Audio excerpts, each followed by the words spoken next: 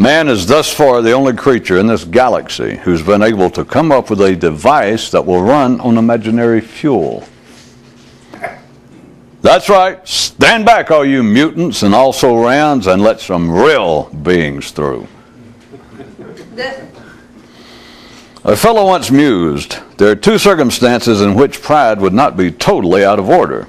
One being, in the few instances wherein a man actually has something to be proud of, and the other in the even rarer cases of a man understanding what pride is. Given the two perceived choices, the reason that the ordinary continue to try and regulate behavior, even though their successes are acknowledged to be spotty and problematic, is because they sense that any attempt in the alternative will prove even more embarrassing. Thus, though morality, religion, and politics never reach operational perfection, they still fail less than not trying at all. On one world, the creatures have their choice. They can either believe that they are ill or not. But in either case, they're not. And neither group can realize it. So, mused a man, if you turn an optimist inside out, you get a pessimist. So,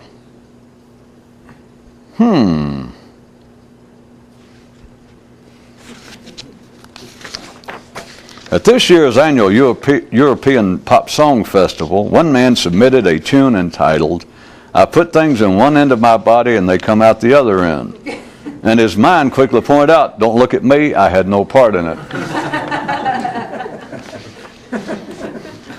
Those who complain actually have more to complain about than they realize.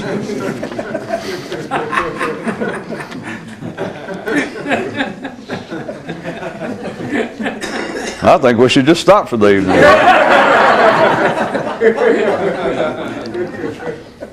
Except I have this load of complaints to read. As a warrior was reading the writings of an ordinary author who was attempting to describe the great mystical quest, and which included the statement, quoting, "One of the advantages of the enlightened is that they can remember their past lives," he could only shake his head and think, they can't get any of it right. Those self-affected reveal little in way of a self. What impact has dreams on dreams? All talk regarding meaningless matters, whether about science, religion, politics, or finances, is no more than low common gossip and unworthy of an intelligent man's attention. As a form of exercise, mental gymnastics can pass, but as fodder for discussions, it utterly fails. And avocational speculation, when it turns to conclusions, is no longer a hobby, but a poison. Only those who know can say, this is this and that is that for certain. And they for certain aren't saying. Thus it be that the only things worth talking about aren't, at least by those who would know what they're talking about. Ergo, the public forum is filled with little but gossip. A brief survey regarding man's criticisms of his own civilized structures and the nature of their foundations that give rise to such sentiments. It's the title. Skunks only stink as long as everyone agrees that they do. And the way things stand now requires that everyone so agrees. And before we move on to sports and the weather, this adage update. A house built upon sand can most certainly stand in a land where all seems sand. 6-4, 8-3 with high pressure likely by late afternoon. Habit is one of the body's premier defenses and the mind's shabbiest. Just as children are impressed with their parents because they are older, and men give way for the idea of God since he came first, so too are the conscious not enraptured by anything that has gone before. To a two-eyed man, nothing ever appears completed or competent. One man approached what he thought to be a mystical school and said, "I have heard good things about you, but I am considering several other groups also. So can you give me some reasons why I should join with you?" And immediately upon him saying this, the school vanished. And the man seemed to momentarily come out of it, at least sufficiently to say to the waiter, "Check, please."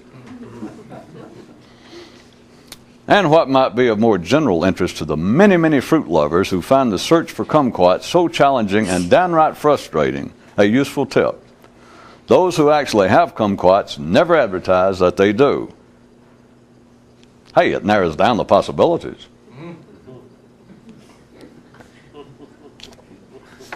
Some ships can only stay afloat as long as they go toot toot, assuming that toot toot is their name. In the world of events, those lacking personal states must continually refer to theirs. Toot toot. Every time a new person comes up with the idea that, contrary to popular notion, man created God, they are quite tickled with themselves for having done so. But how come no one ever coughs this up using the mind in place of God?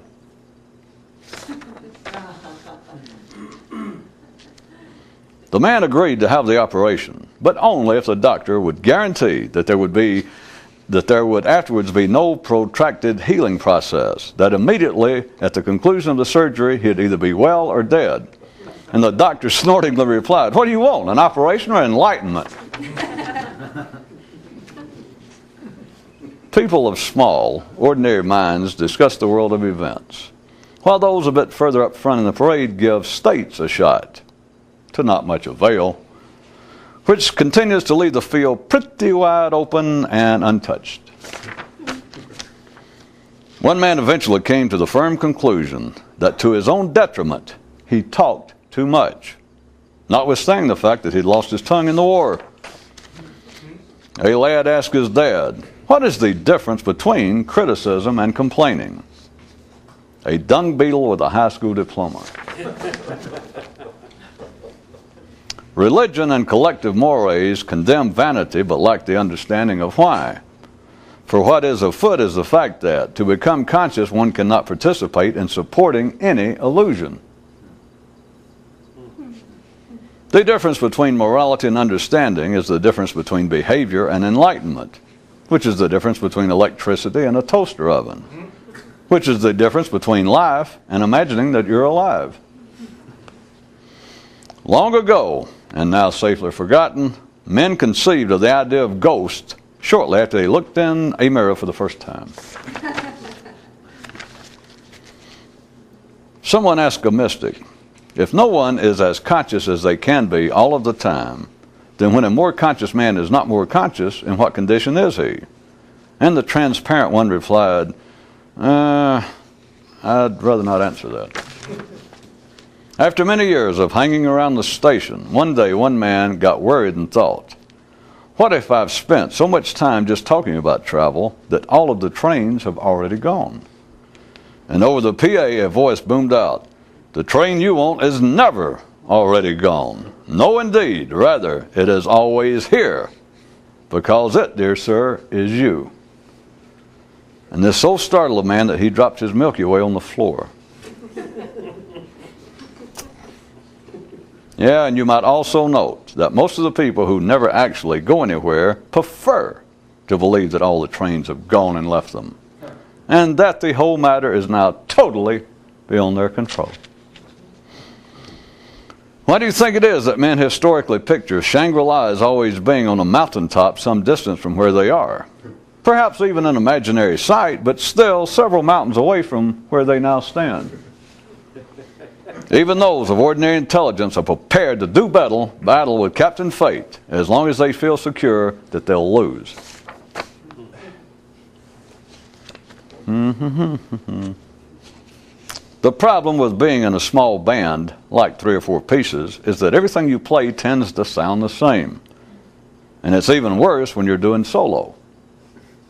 The challenge of which is what makes it the most attractive to the few.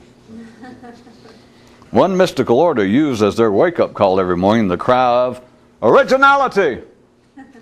And desiring to see this through to its extremities, they both wanted to use the word while never using it more than once. But after all, this is a closed system dependent on repetition, known in some quarters as earth. The reformation and salvation of man are like games of hide and go seek, except all the players are blindfolded all of the time.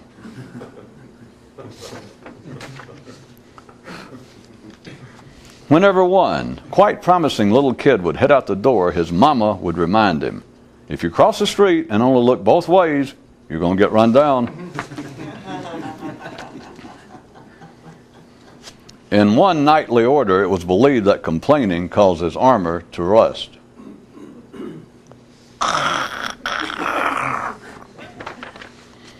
Habit and sanity. If, for instance, you could shake a lion out of its habits, you would end up with one of two things: either a conscious lion or a big cat that's gone to pieces.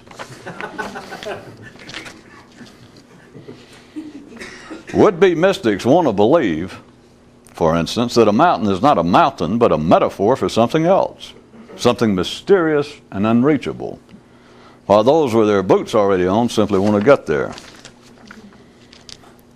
One man's survey of books concludes, they're nothing but pages after pages. He says his next project is to take on the mind.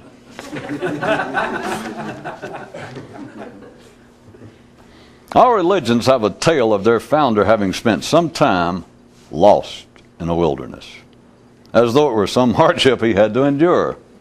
What they don't understand is that such men struggle to achieve such a condition, and do so over and over and over again. Once was a mystical order that had as one of its guiding principles this: there are twin occasions wherein a knight should not speak. One is when he does not understand the subject being discussed, and the other is when he does. Just as a gun can't turn and threaten itself, the mind alone can't shock itself out of its mental habits. Knowing what times trains run is not the same as riding them. A man asked a mystic if ordinary people are actually stupid or just easily satisfied. And the mystic complimented the chap on asking such a nifty question. When you are on the stairs, some seems higher and some seems lower than others. But when you are off, they are all seen to be on the same level. They are all seen to be on the same level. Within the confines of what the collective knows can only exist things known to the collective. There is no out of town until you get out of town. When one active warrior finally recognized who the enemy was, he initially saw the challenge to be how to shoot a target that is constantly in motion. But later came to see it in reverse. How to remember to shoot at a target that is damn near motionless. When one man heard the maxim, God helps those who help himself, he thought, that's all well and good except for the fact that I have to remember to remind God to do it. And if I had that kind of control of attention, I wouldn't need any additional assistance.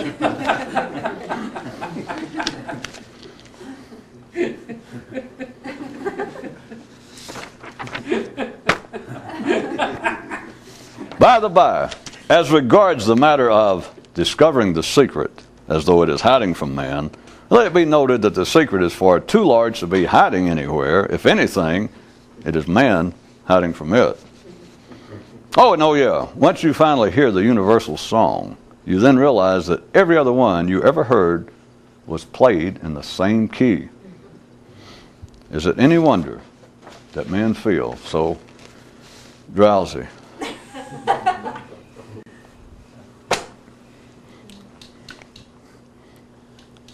If we looked upon the so-called lower forms of life on this planet, say worms, and attempted to comment or had some comment their own, it would be impossible for a sane man to have anything approaching an individual naturalistic-based comment about worms.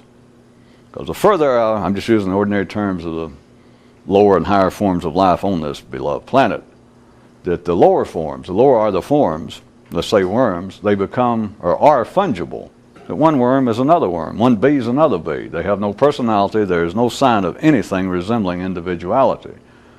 Then, comparably speaking, you move up and we get into those kinds of beasts that are usually primates and mammals, but are considered by humans to have some form of personality.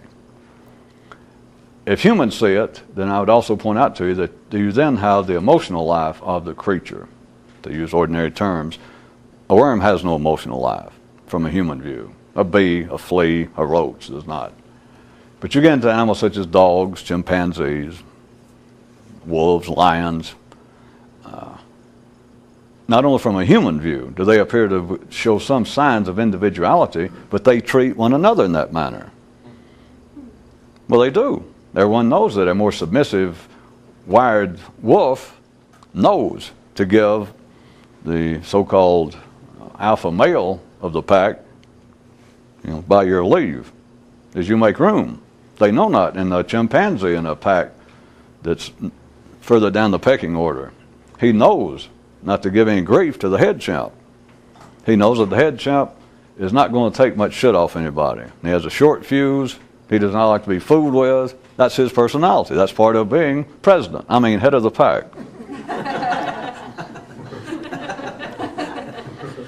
Pope, no, head of the pack. Keep it straight. Don't mix your metaphors in a blender. Well, there's more with that, but we don't have time for it, seeing as how we're not seeing that much in Pennsylvania, and you'll have to go from there.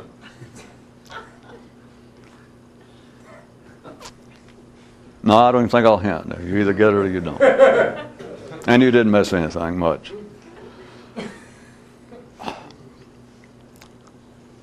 It only gets to the area of humans, where you've got an intellect working, that the creatures themselves begin to speak of one another as individuals. They begin to treat one another as though there is something resembling individuality. And of interest tonight, or I'm going to lay it down as a premise, if it's of interest, I guess that's your decision, be your discovery.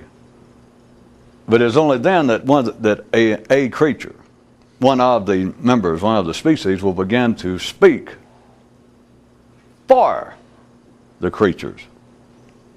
It is only when you get to man that a man will stand up and begin to say, well, here's what humans are. These are all variations. Or they will say, well, here's what humans should be doing.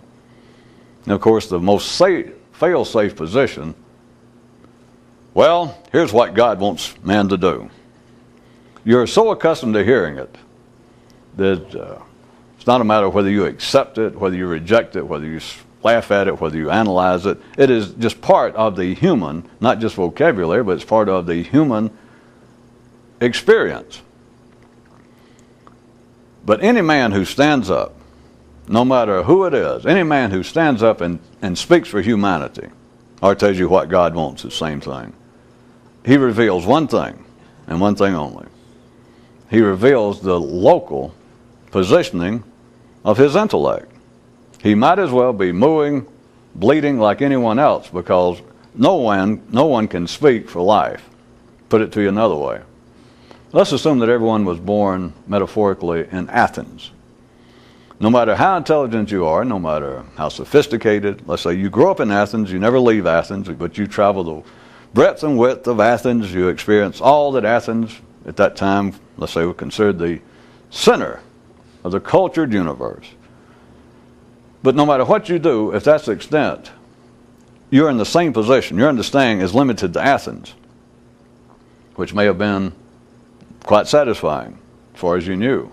But there is a difference, let us say, that if you could get outside of Athens and get up on a hillside, and you look down upon Athens, and you could see, you saw where you were born, speaking genetically, metaphorically, but you actually could see you see where you were born, you see every other part of the city, you see what Athens is in a way that is absolutely impossible if all you do is live there. It is physically impossible, it is literally impossible, and it is metaphorically and symbolically impossible. On that basis, if someone gets outside of Athens, it is not being pretentious and it is not being misleading for someone to make comments. And I know that it's even, I hate to say it, but you know who I can stand here and having to talk, and I have to bounce what I'm trying to say off of that which people seem in general to already have some awareness of. And so I continually say things, I'm aware of it. I'll say, well, a mystic will do so-and-so, a conscious man will do so-and-so. For anyone who ever gets outside of Athens, I don't know what you'll do. It's not my business, but I'm certain I can't predict. Buddha couldn't predict. No one can predict. If you get outside of Athens, if you become conscious as opposed to simply being mental, what you're going to do, I wouldn't begin to predict. I don't even care. It's not my business. I know better. And no one who understands would predict. And yet to talk about it, I understand you end up saying, just as verbal shorthand and almost by verbal rhetorical necessity, saying such things. I could preface it all and keep couching it and saying, well, may I suggest to you, or the possibility that someone more conscious might see it this way. It is a literal fact, though, besides the metaphorical fact. If you'll go back to my picture of Athens, or those of you who are really good, how about instead of me saying everyone's born in Athens, everyone's born on planet Earth? Make it a little more interesting, at least topologically, that you could say, and you can circle all around the planet, pole to pole, equator, from latitude to longitude, and yet, and it's a whole different story if you ever got off the planet and looked at the planet. Not just one view, but you could look at the whole planet from every possible view.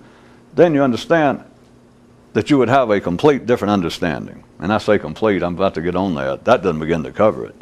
But your conception, your view of the planet, not just the planet, but humans. Everything that you ever thought about humans would be gone. Everything that you ever thought about human life, everything that you ever thought about civilized existence, or will be, I can condense it and say everything you ever thought. Because let me point out this way, if you're up on the hill above Athens instead of in Athens, or if you're away from the planet and looked at the planet rather than being a captive thereof, then being up on the hill above Athens, let's say, compared to living in Athens, is the difference between consciousness and the mind. Yet it would be the difference between the universal and the local. Because no matter how grand be the city, no matter how grand be the planet, no matter how grand be your mind, if it's intrinsic, which everyone's is, everyone, Buddha, Jesus, everybody, whoever you thought was a hero, they were born with the same kind of mind that you were. They were born in a locale. They were born wired up to the genetic awareness of all of humanity. But once you can get away from it, comparably speaking, it is like the difference between the universal and the local, which is why I was doing this to point back at what I said, that anyone, no matter what the guise is, no matter how they present it, anyone who speaks for humanity or God, all they're doing is revealing, well, first off, I assume you know they don't understand anything, but all they're publicly revealing is the local positioning of their consciousness, of their mind, or they would not begin to say that.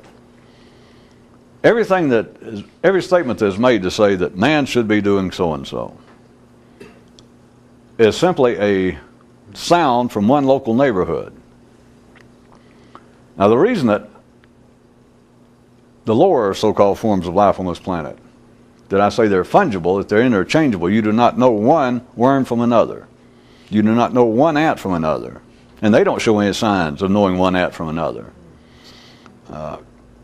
It can have a rainstorm and just wash out hundreds of thousands of ants in some colony, and no one seems to notice. No one mourns it. It doesn't matter. They'll be back in whatever their original force was in a matter of weeks or months. And there's no difference. There's no difference between 50,000 ants over here doing their job, or 10,000 bees, or wherever it is, and over here. Fungible, they're interchangeable, absolutely interchangeable. There's no such thing as individuality at that level, comparably speaking to man. You get into man, physically, the idea of there being individuality is a kind of social illusion, which I'm not going into right now. It's not that big a deal. The area wherein men now seem to appear to be non-fungible, that they are not interchangeable, or as they love to say, I'm me. I'm an individual, by God. I'm Fred Farquhar, and there's not another like me. We won't go into many of his close associates' quiet response to that. Maybe one of the few times that they ever give praise to the higher forces, to the Creator. But at any rate, little crude humor for all you people who hate anybody with a funny name.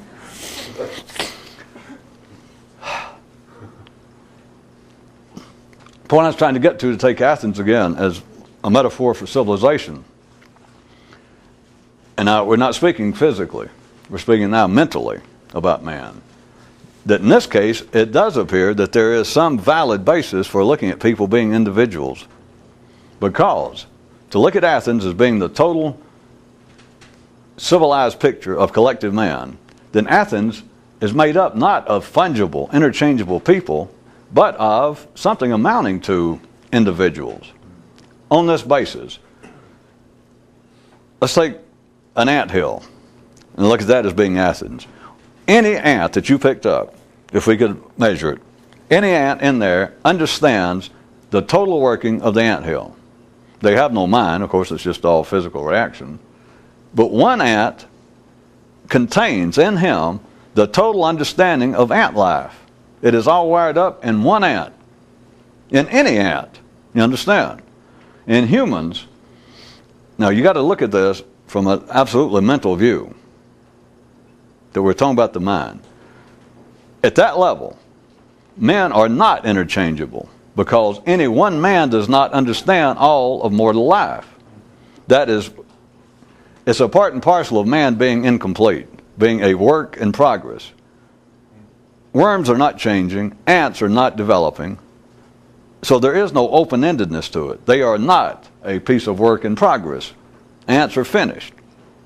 The lower down the system you go, the more it is absolutely a fait accompli. Their development is done for. If anything, they're not going to develop. Their biggest danger is they're going extinct. Man, it appears to be in this way, mentally, that the city of Athens, not one Athenian knows the complete story of Athens. Each person has a little piece of the Athenian experience. Each human on this planet has one little piece of what it is to be alive, to what it is to be human. Anyone who says otherwise, back to this, anyone who stands up and says, well, that's not true, God has revealed to me, is their normal story. The gods have revealed to me the total plan. It's not just me. I know I was born down the street here, and some of you know me, and I've been in jail, and, a couple of DUIs, but that does not withstand, that does not deny the fact that the Lord has spoken to me and revealed the full plan of what Athens is about. It is not possible for an ordinary man to do that under any guise. But the thing is, the reason it has appeal is that every individual, there's no way we're up against the wall with words, and I'm not going to dicker about. You'll know, surely understand what I mean. Ordinary people have no understanding of this. They have an awareness of it. Or conversely, when it's done, they accept it while knowing it's not true. That is, a man stands up and says, here's what God wants people to do. Or maybe he says, maybe he's speaking institutionally. Mother Church, here's what our nation wants good Italians, Greeks, Jews, Catholics, whatever. That it seems to be something larger than man. But the easy one, as a man stands up and he says, I know this is times of trials and uncertainties, but here is what here's God's plan, here's what God wants us to do. And of course, when I tell you what he wants to do and you see how far you've fallen short and gone astray, you understand why you're disturbed and uncertain. But here is what God wants. All right, any sane person, like I said, they can't deal with this. They're not supposed to. But they have an awareness that that is very questionable. That is extremely doubtful. And yet there is no alternative. which is not the reason that humans buy into it, which is a absolutely fallacious term, even though it's like, buy into it. It's like, why do you shop here in this neighborhood? The answer is, you can't get out of the neighborhood. I'll leave that to you. At any rate, it is not that people simply accept this while knowing it's not true. Now, any sane person has grave doubt, let's put it that way. The most ardent Catholic, the most faithful Jew, the most passionate Muslim, when another human stands up and says, well, here's what Allah wants, here's what God wants, here's what Yahweh wants. Any sane person, if they were pushed, or just asked in a nice way, they got some doubt. Which is part of the role played by historical figures. Because you can say, well, hey, now if you think the rabbi, since you went to school with him, you know everything about him. Since, if he stands up and says, here's what God wants, and you say, oh yeah, I got some doubt. Hell, I've known him all my life. Then you say, well, that might be true about Abraham and Moses. Oh no. You understand? Or a Muslim, they could be saying that about the in their mosque. And you say, yeah, but Muhammad, hey, same thing. They go, oh no, hey, what? No, we're talking about two different things. So as long as you can't get your hands on Shangri-La, you can't criticize it. As long as you've never been to Istanbul, you can't go, well, crap, they piss in the street like everybody else. As long as you never knew Buddha, you can't say, God, what a boring guy. Well, he had a real bad haircut, terrible taste in clothes and cars. But the fact being, it is in the sensibility, the wiring sensibilities of humans, that there is some serious doubt that a man who stands up and speaks for all of humanity or speaks for God, if they were asked, they would have some doubt.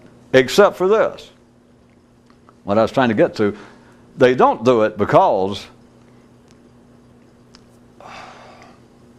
of stupidity. They do not do it technically, or most truthfully, they don't do it just because of lack of an alternative, because an alternative has always been hanging around.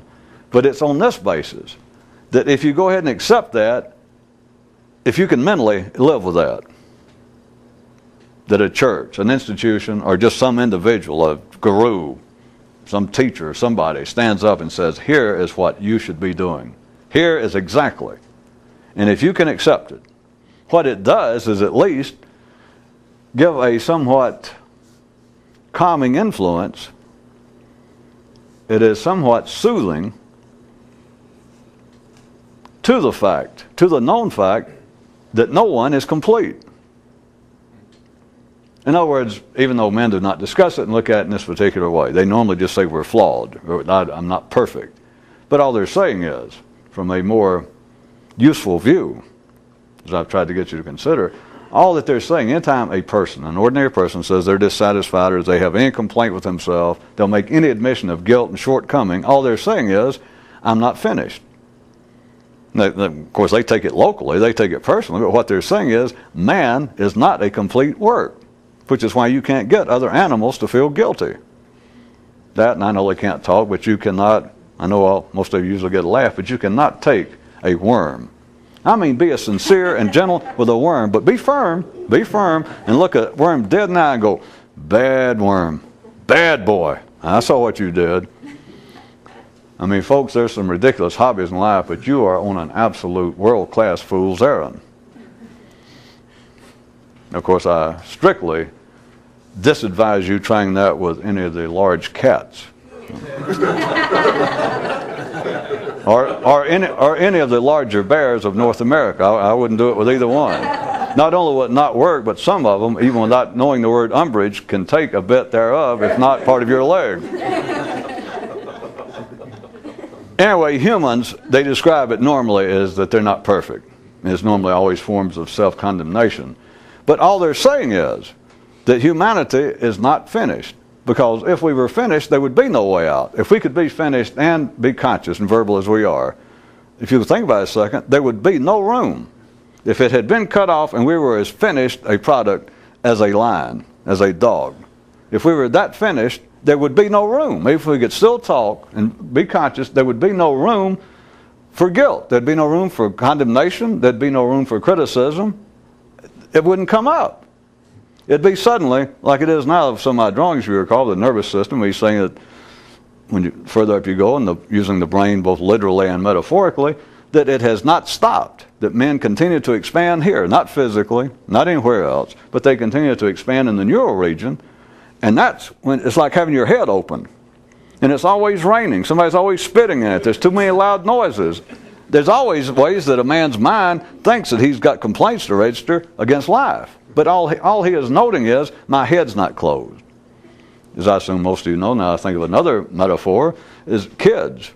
Young children, they have a soft spot in their head that oftentimes is not, or sometimes doesn't even close up, but it's very delicate. And it's just a thin membrane for a few hours or a couple of days. And it's like everybody's born that way, but your skull finally, very quickly closes over. But to use that metaphorically, man, an average, ordinary, sane, reasonable man, it's as though his skull, speaking of the mind itself, the brain, the mind, is like open, and it stays open. But he doesn't find that to be the source of his objections and complaints. It is always to what's happening out there, the world of events. That's what I meant by it's always raining on my head, it's too cold in my head, people are shouting out things that I don't agree with, and they get in my head. And they blame it on the things out there. When all they're doing, once you understand, it's quite understandable why people complain and criticize and carp. Damn that carping. Shoot. Oh, all right, we'll have to press on. And just to think, there are those, by the way, that still insist that fish are our friends.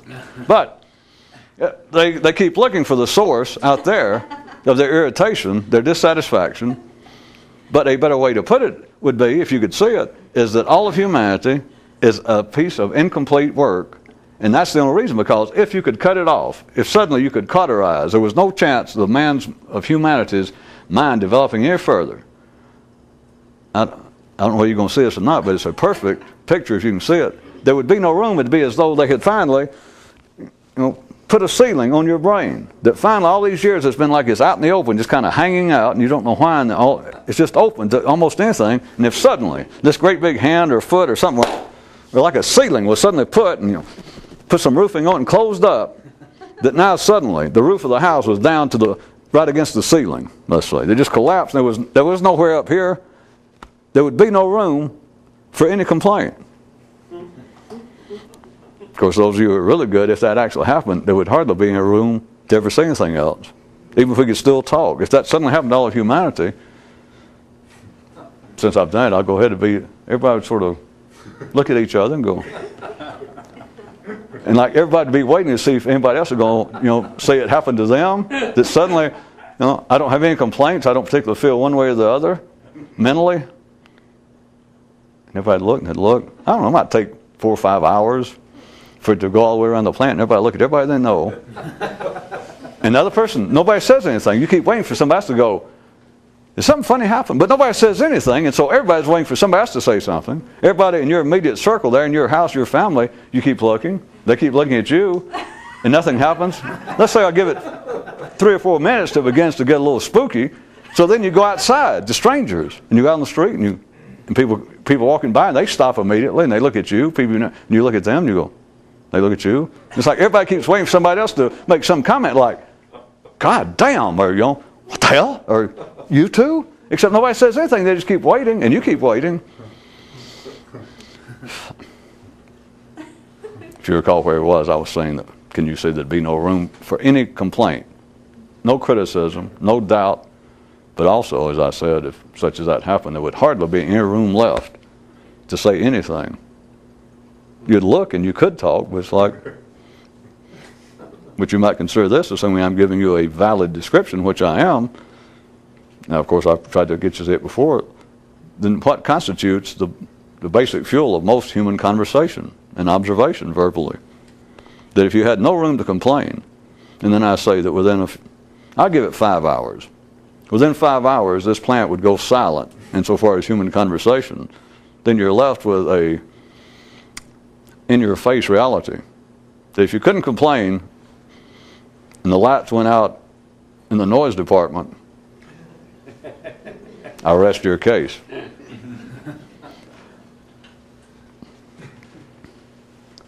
What I was going to get to was, even though I have at times pointed out in various ways that such as this, even though the dilettantes and the would-be warriors and the part-time mystics, the weekenders, continue, always have to dream of what a wondrous, mysterious, faraway thing this is, and I keep saying that it's not.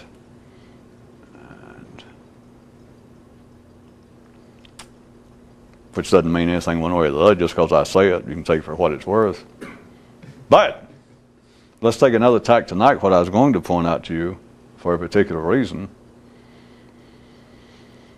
is how far removed, actually, not everybody else's life is from someone conscious or from a more conscious view. Not physically, because it's not necessary that you're going to live that much of a different life. Again, I repeat, I'm just talking because if you go outside of Athens, I don't know how the hell you act. I'm not even about to predict. And anything I say about, well, a more conscious man would do so and so, is for the sake of making a point. It's not true. It's not me saying, because I do not know. I'm telling you now, nobody knows.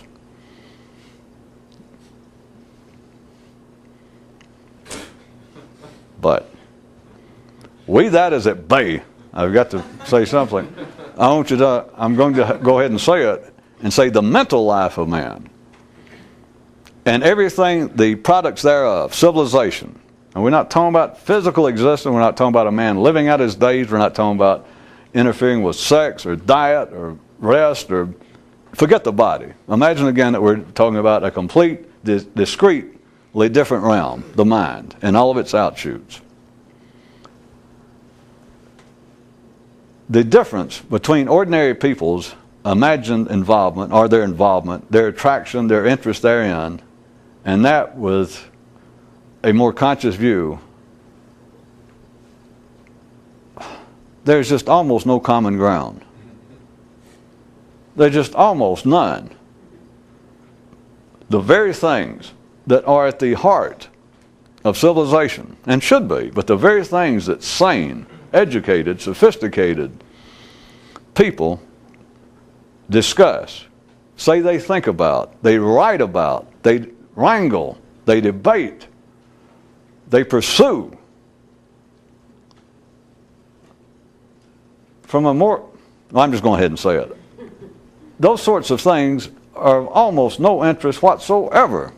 Oh, why do I keep saying almost? There's just almost no connection between the two. Just none. I repeat one more time. Just because I say that's true, it's not true. I'm making a point. Because, who knows, you could be the first person to ever become enlightened and decide, by God, I've got to be mayor of our city. You could, hey, I don't know. You could be the first person to ever awaken consciousness to a higher state and decide, now, I'm going to get rich. That's all I want. I want more. I don't know. You understand? So now that we've settled the reality, the basic reality, I'm going to tell you. And this has to do, well, you can figure out what it has to do with you personally. But the things in life that sane, ordinary people, it's not a criticism, remember. Because I'm not saying it should be different. I'm not saying, well, men shouldn't be interested in the National Enquirer and movies and TV and rock and roll and anything else. No. Anybody that says that's an idiot. They're just revealing their local consciousness, their local state of mind. But what you can't get the mind to see is that when you live in Athens, no matter what you hear, no matter what you see in Athens, is the product of Athens. Now, I don't care how it's packaged. I don't care from what source it seems. I don't care if you run across somebody in Athens that's standing up on a soapbox and they're taller than everybody around them. And they holler, here is what Zeus wants us to do. It doesn't matter. If it came out of Athens, what the mind can't conceive of, if it came out of Athens, it's all the same thing. If this is what exists, do you understand that everything that comes out of there comes out of there? I mean, is that so hard to understand? And people's mind go, well, maybe not if you mean it metaphorically. I don't mean it metaphorically. Unless you've got a baby brain, unless your skull is not actually grown over and will protect it, and you still have a real touchy little puny, pissy type brain, then yeah, it's metaphorical, but it's not.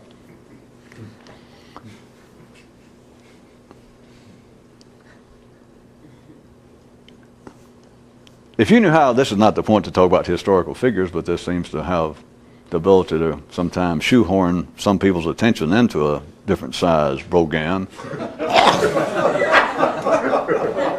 Or at least a different fashion Brogan. If you knew how to read, if you knew how to take in a certain form some of humanity's great prayers, particularly when they're put in the words, supposedly the founder of some religion, some semi-divine or divine figure in the history of humanity. And that doesn't even matter whether they meant it at the time. If they're, assuming such a person as Buddha, Jesus existed as described, it doesn't even matter whether he meant it at that time when he said it. But here's what people, again, that the mind cannot deal with. And there's a perfect example, again, Christianity being the easiest one to pluck, to use with you people, is of Jesus dying, his last minutes, after being crucified, and there he is dying, and so, according to history, he says, "Oh God, or oh my Father, why have thou forsaken me?" Which again brings us one of these little minor things, but it's a little interesting to show you how life can stick its ass in everybody's face, make rude noises, and emit exotic smells, and humans will still go, "What a delightful day." It's simply being that Athens can pull anything it wants to on the Athenians, and they'll put up with it. Where you going to go? So what I was going to say is Christians, surely, that has got to be one of the stickiest things that ministers and everybody has to put up with, is for somebody outside to read that and go, wait a minute, I was getting interested in your religion, but how it is that your founder, a guy that you said was semi-divine, how is it that, they're killing him. He's dying, and he suddenly looks up. After all these great words, and he's saying that he was going around waking everybody up and leading them to a greater life, and he wimps out at the last minute. I read that. I'm using an outside observer. Even if they weren't real offensive about it, if they just said, this is strange. You people worship this guy, and right at the tail end. Now, I read up to this point. I read all this material you gave me, and I was impressed. His ideas, I thought, he's the kind of guy I'd like to meet. This may be what I've been looking for. But damn, I got here at the end, and when it got to his end, the man whipped out. He, in essence, admitted, what the hell have I done? Which is not the only story. That's just the one you know best. But religions and minor cults, and cults within the major religions, mystical groups and schools, are replete with such stories. And I was going to say, this wasn't the point still, but don't you find it interesting that life can do? Why did they put it in there? They've revised the Bible hundreds of times. It's been a political hack job to cut and paste and put together. The one we got was to suit King James for his political ends. What went in and what didn't make the cut. How come somebody, even the Archbishop of Canterbury, no offense to our British brethren, but how come even he didn't have the intellectual balls and wherewithal to look at that and go, we can't put this shit in there. We'll be out of work. They left it in there. And of course now they have to spend, I don't know how much, but that's got to be one of the biggest sticking points of a Christian to try and explain Christianity, and somebody finally get to that point and go, wait a minute, what the hell is this? And then he went, oh my God, what have I done?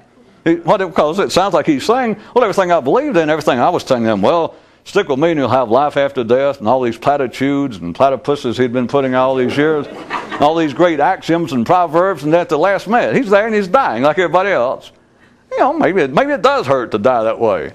But after all this great stuff, he goes, and wimps out. And they have to explain it. I got a better explanation.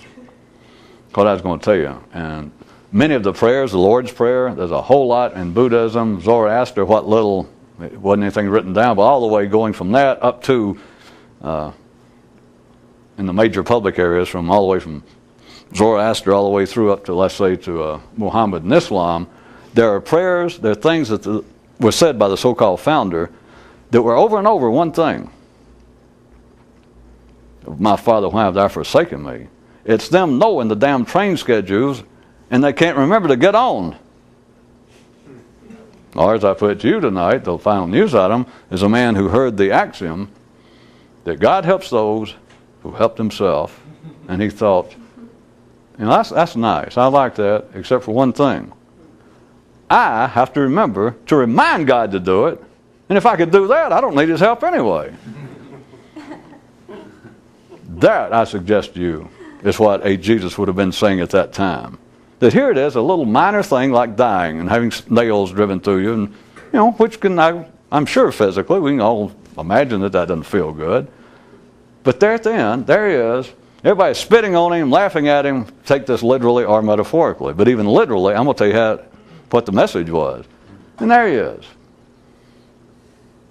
And he suddenly realizes he's about to die. It's about to all be over. And after all these years of working for it, being out in wildernesses, being tempted and all that, there he is. And just because he's dying and people are spitting on him and laughing at him, and it's taking a long time to die, he kind of took a little nap. And then right then, he came back and he realized, well, goddamn, spent a whole life doing this, and then a little thing like being nails driven through my hands and hung up here and stuck and spit on, made me take a nap. He wasn't cursing God or hollering, why have thou forsaken me? He's hollering, oh, damn it. Which is every conscious man's prayer. That is the only prayer that Moses, Lao, Confucius, Buddha, Zoroaster, that's a conscious man's prayer. Of course, he doesn't say it out loud because nobody understands it, but there's only one prayer. I'll give it to you. There should be a little physical theatrics with it, but I'm sure most of you get it. Here's his only prayer is, ah, damn.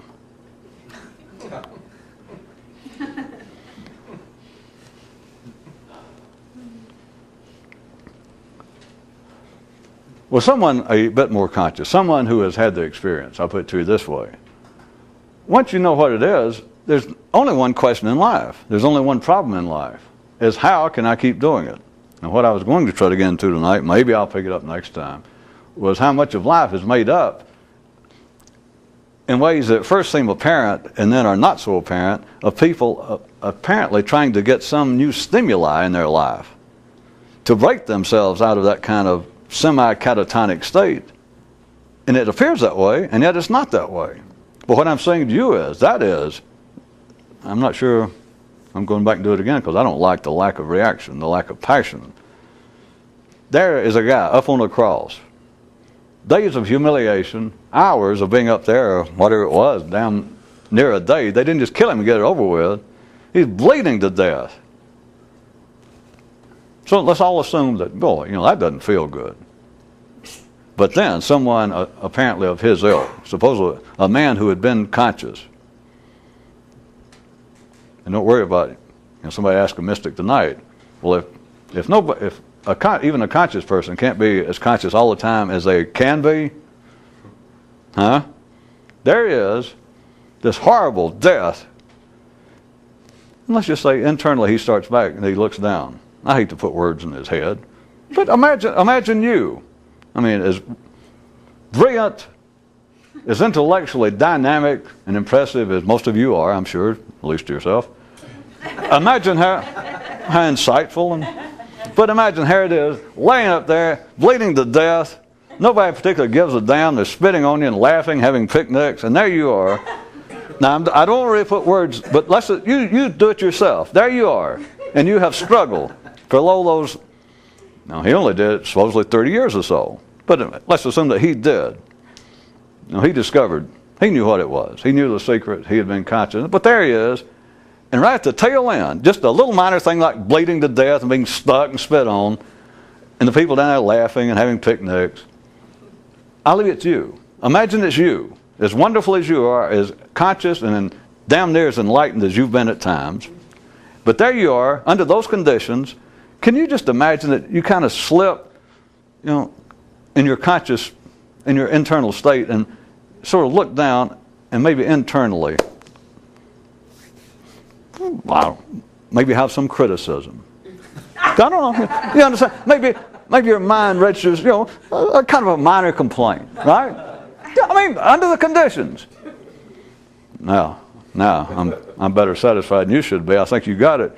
And then he suddenly came out of it and realized, I'm here complaining and criticizing just because I'm dying in all these circumstances. And that's when he didn't say it out loud. For some way, somebody understood enough that they ended up putting in that as words that they claimed to hear. Anyway, he said, God damn. Because he realized, here it is, the tail end, worked all my life, achieved what I wanted personally, and here I am, the final match, just because I'm dying, bleeding to death, being spat on, I got identified with it, I got upset. And so all he was saying, he wasn't cursing God or holding why thou forsaken me. He was back to his old, the only one prayer. Is, well, God damn. There it is, the final minutes. That he's still, like I said, I don't want to put words, but I think you got it. Imagine him looking down what was going on, and just we'll all imagine that it's possible for anyone, even of the ilk of a Buddha or Jesus. You can imagine that he might have looked down just momentarily and had a certain, complaint. Felt a certain kind of criticism about, just a complaint about how things are ending up. All right? But then suddenly realized, well, God damn. A whole life, and here at the final minutes almost did it. I can guarantee you what he wanted to do was get at least one hand out of a nail and go. He didn't need the Romans. He didn't. You got you. All right.